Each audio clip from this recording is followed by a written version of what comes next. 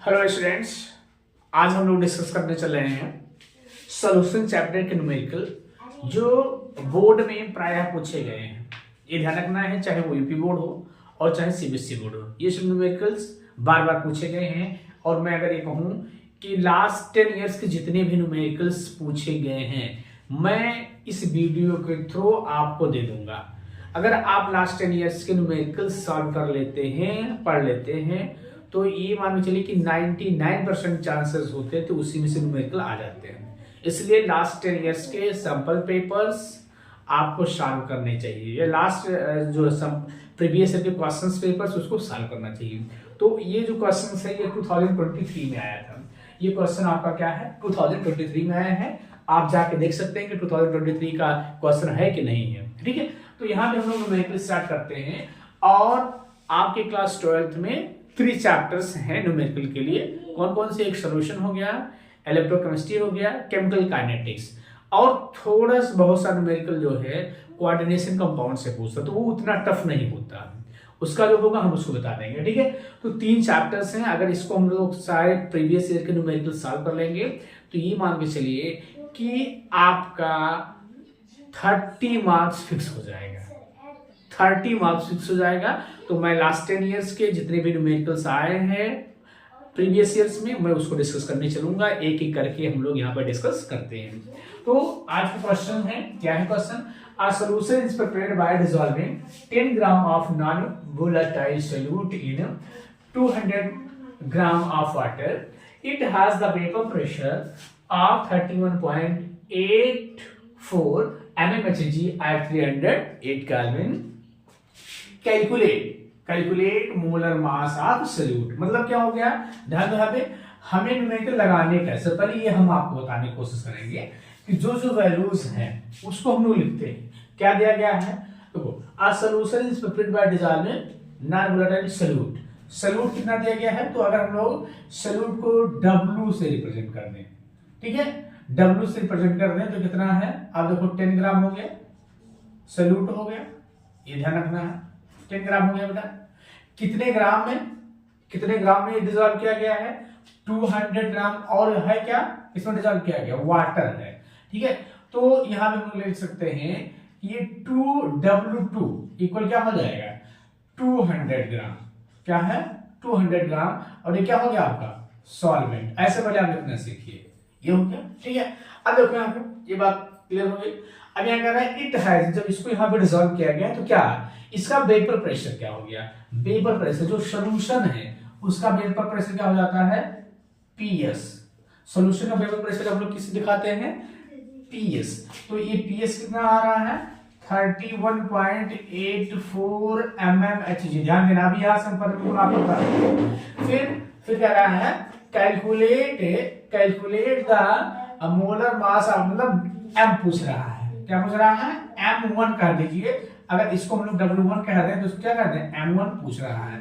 और तो क्वेश्चन में कुछ दे रहा है, the vapour pressure of water at 308 kelvin is 3। मतलब क्या हो गया?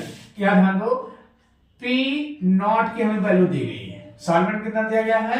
32। अब देखो यहाँ पे ये पूछ रहा है, ध्यान देना, ये M पूछ रहा है, मोलर मास पूछ रहा है। ठीक है, अब देखो इसका रिलेशन कहीं आपने पढ़ा होगा तो कोई इससे रिलेटेड कोई फार्मूला आपने पढ़ा होगा। ठीक है, अब देखो यही से हमको निकालना है कि कौन सा फार्मूला हमें लगाना है। तो ये न्यूमेरिकल आपने पढ़ा होगा। और ये क्या है? नॉन वोलेटाइल, मतलब राउट्स लगाएंगे। देखो यहाँ यही से कैच करना है कि कौन सा फार्मूला लगेगा। तो यहाँ पे हम लोग क्या राउट्स लगा गया है for non volatile? P0 minus PS upon P0 equal mole fraction of solute. ये हो गया काइमन जिसे कहते हैं। अब देखो मोल फ्रैक्शन होता क्या है? N1 upon N1 plus N2। ध्यान देना, जहां पे ये क्या है? ये सॉल्यूट के मोल्स हो जाते हैं। क्या है? सॉल्यूट के हो गए, और ये क्या हो गए? सॉल्वेंट के। अब ध्यान देना, देखो ये आपके बेटा हो गए सॉल्वेंट के। ध्यान देंगे यहाँ पे काइवन। अब देखो यहाँ पे चूंकि ये डाइल्यूटेड सॉल्यूशन, देखो 10 ग्राम है 200 ग्राम में, मतलब क्या है? ये डाइल्यूटेड सॉल्यूशन है। अब देखो यहाँ पे डाइल्यूटेड सॉल्यूशन होने की वजह से क्या होगा कि इसमें जो यहाँ हम लोग ऐड कर देते हैं तो डाइल्यूटेड सोल्यूशन के लिए क्या हो जाता है, टाइप 1 अगर मान लेते हैं तो क्या हो जाएगा N1/N2, क्योंकि इसकी वैल्यू क्या होगी, काफी कम होती है, तो डिनोमिनेटर से इसको हटा देते हैं। अब देखो यहाँ पे N1 इक्वल क्या होता है, मोल्स इक्वल क्या है W1/M1, और इसकी वैल्यू क्या हो जाएगी W2/M2। ऐसे आप पहले सेट कर लो, ठीक है। अब हम क्या कर सकते हैं, इसके प्लेस पे क्या रख सकते हैं, देखो P0 माइनस PS, पहले आप वैल्यू पुट करो, P0 इक्वल क्या लिख सकते हैं, देखो मोल फ्रैक्शन का इक्वल क्या है, तो हम लिखे W1/M1 अपान W2 या कैपिटल कर दो अपान M2, ये हो गया। अब इसको अगर हम लोग सॉल्व करते हैं, देखो P0 माइनस PS अपान P0, ध्यान देंगे इसको हम लोग सॉल्व करेंगे तो क्या हो जाएगा W1 इंटू M2 अपान M1 इंटू कैपिटल W2। अब देखो यहाँ पे W1 हमारा क्या है, यहाँ पे है, W2 क्या है, ठीक है।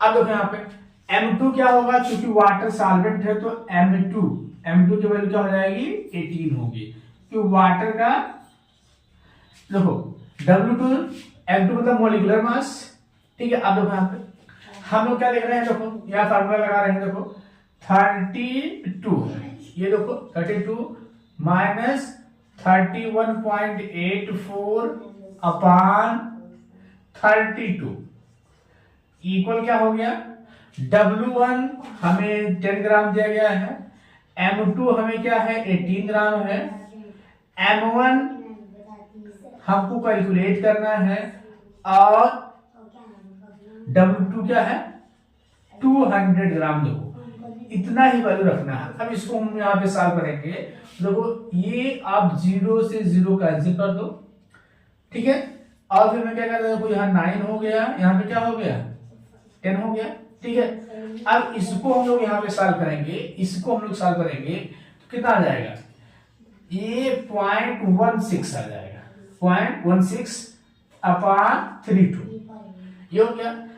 इक्वल क्या हो जाएगा, देखो इस पोर्शन को मैं यहाँ लिख दे रहा हूँ, इस पोर्शन इतने वाले को जो हमने सॉल्व किया तो हम क्या लिख सकते हैं, इक्वल क्या हो जाएगा, देखो यहाँ पे इक्वल क्या हो जाएगा बेटा, ध्यान देना 9 अपान, देखो ये बच गया 9 अपान M1 इंटू 10, ये हो गया, ठीक है। अब देखो यहाँ पे अगर इसको हमको सॉल्व करना है तो आप सॉल्व कर लीजिए, देखिए क्या वैल्यू M1 इक्वल क्या आ जाएगा, बताओ M1 इक्वल क्या आ जाएगा। अब आप बोलिए, अगर यहाँ पे कंफ्यूजन हो रहा है तो M1 इक्वल क्या हो जाएगा, देखो यहाँ पे ये हो जाएगा आपका M1 इक्वल 32 इंटू 9 अपान 16.16 इंटू क्या हो जाएगा 10, ये हो गया। ये देखो यहाँ पे ये डेसिमल हटा दो, ये हो जाएगा आपका डबल जीरो लगा दो, और फिर एक जीरो से एक जीरो कैंसिल कर दो, ये हो गया। अब देखो यहाँ पे, ठीक है, अब यहाँ पे अगर हम कैलकुलेट करते हैं तो क्या हो गया, इससे 2 से इसको काट दो, तो क्या हो गया, मतलब 180 होगा, 180 इसका क्या होगा अमाउंट, मतलब मोलर मास जो उसका होगा अमाउंट का क्या होगा 180 होगा। तो इसी तरीके से हमें न्यूमेरिकल सॉल्व करने हैं, क्या होगा 180 ग्राम पर मोल। बेटा ऐसे हमको न्यूमेरिकल से सॉल्व करने हैं, ये चीज आपको ध्यान रखना है। एक ही न्यूमेरिकल करिए, लेकिन इसको अच्छे से कर लिए, 2-3 बार करिए, बस समझ में आ जाएगा। ये बड़ा सेकंड क्वेश्चन है, हम लोग देखते हैं क्या क्वेश्चन, और बड़ा अच्छा है। The vapour pressure of pure liquid X and Y at 25 degree Celsius are 120 mmHg and 160 mmHg respectively, ठीक है। कह रहा है vapour pressure of pure liquid X है जिसका वेपर प्रेशर क्या है 120 है, और Y है इसका वेपर प्रेशर क्या है 160, ये है mmHg है, मान लीजिए mmHg, ठीक है।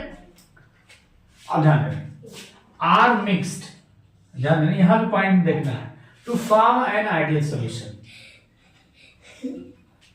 Calculate the vapour pressure of solution. मतलब क्या हो गया कि इसमें ध्यान देंगे, यहां चीज ध्यान रखना है कि इफ इक्वल मोल्स, ध्यान देना इस चीज को ध्यान देना, इफ इक्वल मोल्स, ठीक है। अब देखो यहां पर अगर हम आपसे कहें कि x और y का जो मोल्स है, ध्यान देंगे जो मोल्स है वो क्या है, 1 है, 1 है। तो अगर हम लोग यहां ध्यान देंगे, हम यहां कह रहे हैं कि x और y का मोल क्या है, 1 है, तो x का कितना पोर्शन होगा, 1/2, और y का कितना होगा, 1/2।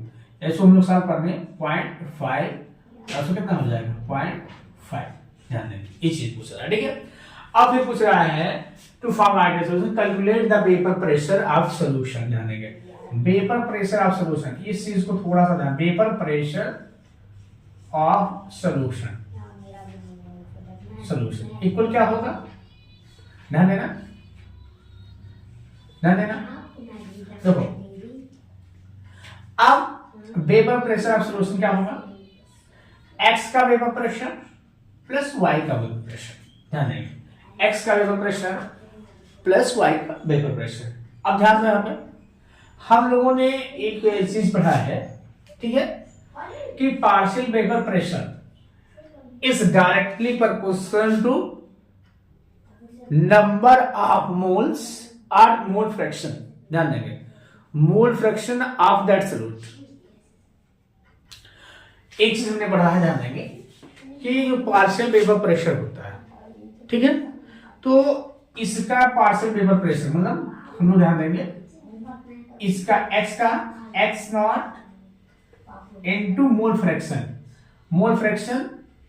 अब इसका कितना मोल फ्रैक्शन है, x का कितना मोल फ्रैक्शन है, हम लिख दे क्या, x 1 करते, y का क्या हो जाएगा, partial vapour pressure, partial vapour pressure देखो यहां पे y इनटू y1, मतलब क्या हो गया, ध्यान देना है, थोड़ा सा आपको कंफ्यूजन होगा। मतलब जो सॉल्यूशन का टोटल वेपर प्रेशर होगा, जो टोटल वेपर प्रेशर होगा वो जितने भी कंपोनेंट हैं उनके पार्शियल वेपर प्रेशर का क्या होगा, सम होगा, ठीक है। तो ये हमने लिखा कि पार्शियल वेपर प्रेशर, ये आप लोगों ने राउल्स लॉ में पढ़ा कि partial vapour pressure is directly proportional to mole fraction of that component. तो यहां पे हमने वेपर प्रेशर ऑफ सॉल्यूशन क्या हो जाएगा, ध्यान दो, वेपर प्रेशर, ध्यान देना है, vapour pressure of solution of solution ऐसे लिख दो, इक्वल क्या होगा, partial vapour pressure, partial vapour pressure of x plus partial vapour pressure of y, ठीक है।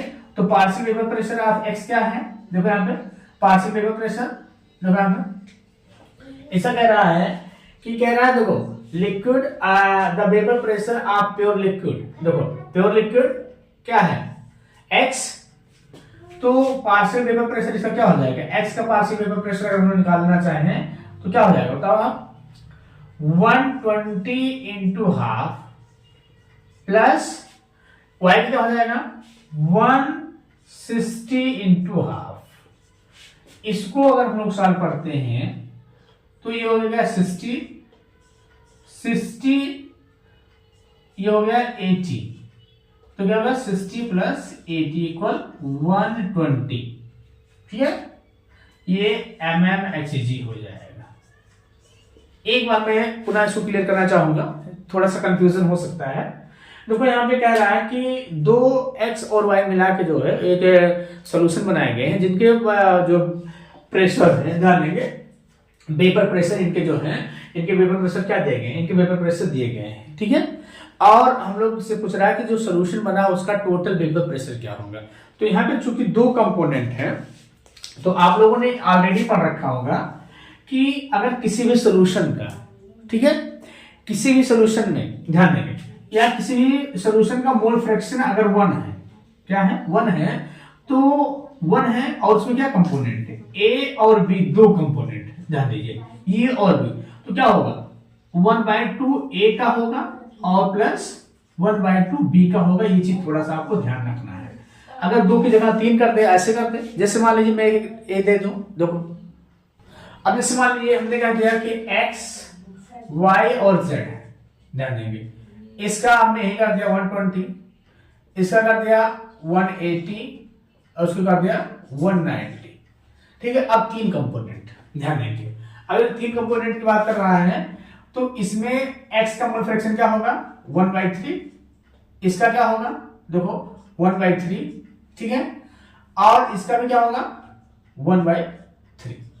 तो ये चीज आपको ध्यान रखना है। टोटल सम हम लोग करेंगे तो क्या हो जाएगा 1 हो जाएगा। अब इस सॉल्यूशन का टोटल वेपर प्रेशर पूछिए तो क्या होगा, total vapour pressure P TB equal क्या होगा, पार्शियल वेपर प्रेशर मतलब क्या होगा x का पार्शियल वेपर प्रेशर, ठीक है, प्लस y प्लस z। इसको कैसे निकालेंगे, ध्यान देंगे, देखो 120 into 1/3 plus 180 into 1/3 plus 190 into 1/3। तो ऐसे अगर हम लोग सॉल्व कर लेंगे तो क्या हो गया 40 हो गया, ये क्या हो जाएगा 60 हो गया, और ये क्या हो जाएगा आपका 6 और 10 63 समथिंग हो जाएगा, 33 हो जाएगा। अब इसको आप ऐड कर लो। तो इस तरीके के क्वेश्चंस आपसे पूछे जा सकते हैं, खास करके जब बाइनरी सॉल्यूशन की हम लोग बात करते हैं तो उसमें दोनों कंपोनेंट्स क्या होते हैं, इक्वल में होते हैं। ये चीज थोड़ा सा ध्यान रखना है। अब देखिए नेक्स्ट क्वेश्चन हमारा है, a 5% solution of urea, molar mass 60 gram per mole, calculate the osmotic pressure at 300 kelvin. R की वैल्यू दी गई है, ध्यान देना, जैसे हम लोग यहां देख लेते हैं, देखो आर की वैल्यू दी गई है हमको, टी की वैल्यू दी गई है, ठीक है। अभी कहते हैं फॉर 5% सोल्यूशन मतलब टोटल कितना है बेटा, टोटल वॉल्यूम क्या है, टोटल वॉल्यूम क्या है, वॉल्यूम कितना है, ये 100 ग्राम 100 ml है वॉल्यूम, ठीक है 100 ml। अब इसमें ध्यान देंगे, इसमें ये कह रहा है कि 5%, अब देखेंगे आप, देखो टोटल कितना है, लेकिन ये है देखो और कह रहा है 5% सोल्यूशन, तब इसमें ध्यान देंगे W कितना है 5 ग्राम। अब ये देखो सोल्यूशन बनाया गया है, ठीक है, तो यहाँ पे वैल्यू हमारा किसमें दिया है, ml में दिया गया है, इसको हमको किसमें कन्वर्ट करना है, लीटर में। तो ml को कन्वर्ट करने के लिए लीटर में हम क्या करते हैं 1000 से डिवाइड कर देते हैं, क्या गया 0.1 लीटर। अब देखो यहाँ पे क्या कह दिया है, कह रहे हैं कैलकुलेट द ऑस्मोटिक प्रेशर, पाई की वैल्यू पूछ रहा है। अब देखो आर है, टी है, ठीक है, डब्ल्यू भी हम लोग कह सकते हैं 5 ग्राम, तो यहां से हमें एन भी निकल जाएगा, एन इक्वल क्या हो जाएगा 5/60 हो जाएगा। तो क्या हो गया, आप पढ़े होंगे, देखो ये सब रिलेशन से जिसमें आर हो, टी हो, पाई हो और एन हो, ठीक है, तो ये कोई रिलेशन का एक आपको फॉर्मूला क्या मिलेगा, पाई बी इक्वल CRT, या सी की जगह हम लोग क्या लिख सकते हैं N/V लिख सकते हैं, ध्यान रखिएगा N/V लिख सकते हैं, ठीक है। अब यहाँ देखो क्या हो जाएगा यहाँ पे, ठीक है, ये चीज हमको ध्यान रखना है। अब N/V लिख दिया हमने, अब N की वैल्यू क्या होती है W1/M1, ऐसे कर दो।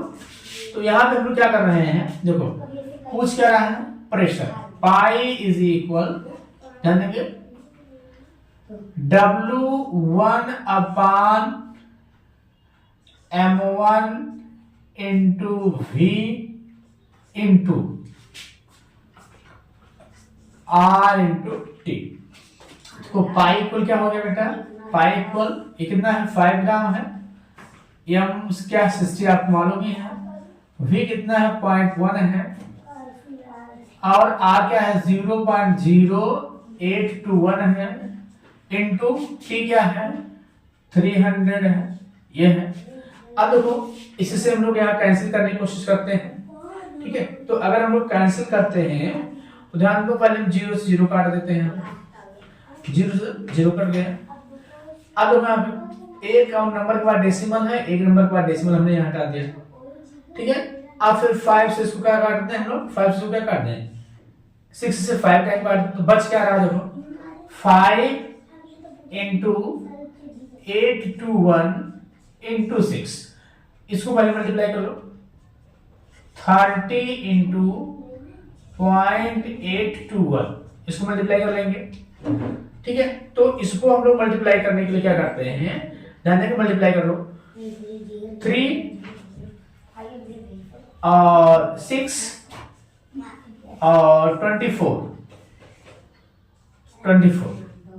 ठीक है। अब आप ये आप 0 यहां लगा दो और 3 नंबर के बाद डेसिमल लगा दो, 3 नंबर के बाद डेसिमल लगा दो, तो लगभग इतने बल कितने आ जाएंगे 24.63 mmHg आ जाएगा, ये आपका आंसर है। दो बड़ा यहाँ पे थोड़ा सा मिस्टेक हो रहा था, यहाँ पे A65 हो जाएगा, ये आपका हो गया 5, ठीक है, ये 5 हो गया और ये 5 5 या 25 हो जाएगा, और ये आपका 25 ये हो जाएगा, मल्टीप्लाई करेंगे तो ये जो वैल्यू आएगी, ध्यान देंगे ये आपके आएगी, ये वैल्यू जो लगभग आएगी 20.5 ATM आ जाएगी, ये मैं चेक कर रहा था, हमें मिस्टेक हो रहा था, ठीक है। तो ये चीज थोड़ा सा यहाँ पे ध्यान रखना है।